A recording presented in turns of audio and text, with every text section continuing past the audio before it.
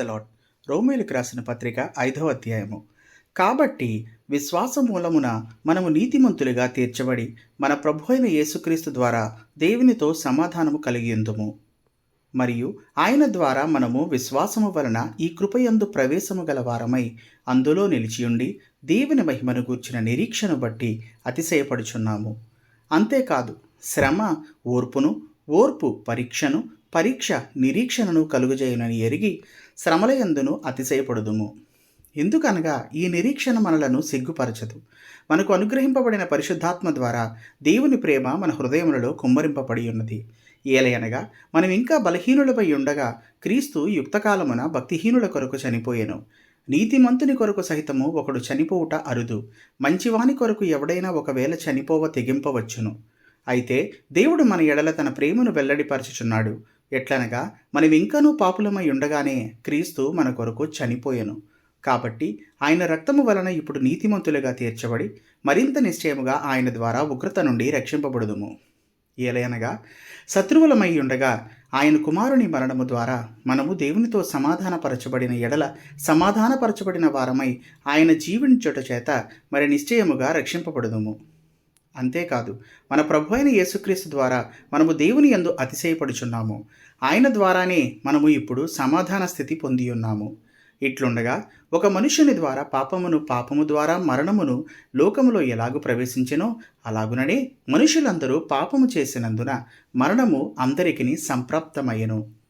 ఏలయనగా ధర్మశాస్త్రము వచ్చిన దనుక పాపము లోకములో ఉండెను గాని ధర్మశాస్త్రము లేనప్పుడు పాపము ఆరోపింపబడదు.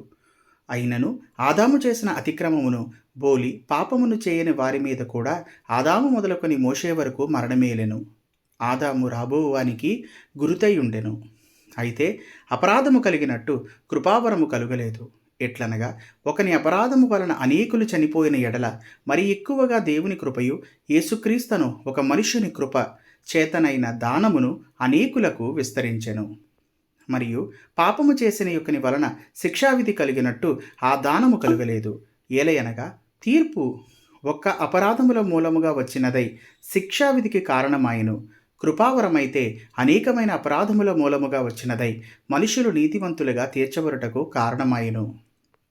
మరణము ఒకని అపరాధ మూలమున వచ్చినదై ఆ యొక్కని ద్వారానే ఏలిన ఎడల కృపాబాహుల్యమును నీతిదానమును పొందువారు జీవము గలవారే మరి నిశ్చయముగా యేసుక్రీస్తును ఒకని ద్వారానే ఏలుదురు.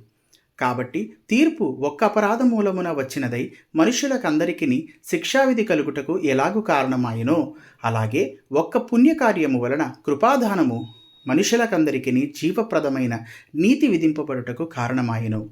ఏలయనగా ఒక మనుష్యుని అవిధేయత వలన అనేకులు పాపులుగా ఎలాగు చేయబడిరో అలాగే ఒకని విధేయత వలన అనేకులు నీతిమంతులుగా చేయబడుదురు.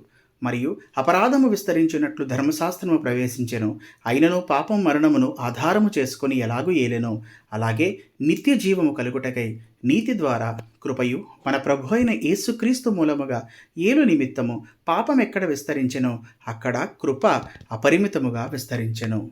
Thank you.